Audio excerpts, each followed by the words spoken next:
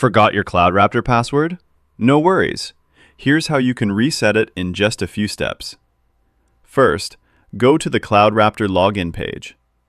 Right below the login form, click on Forgot Password to start the recovery process. You'll be asked to enter your registered email address. Once entered, click on Send Reset link to receive your password reset email.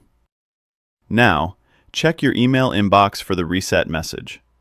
Open the email and click on the password reset link provided. If you don't see the email, make sure to check your spam or junk folder. You'll be redirected to a page where you can set a new password. Enter your new password, confirm it, and submit the form. Make sure your password meets the minimum requirement, at least 8 characters.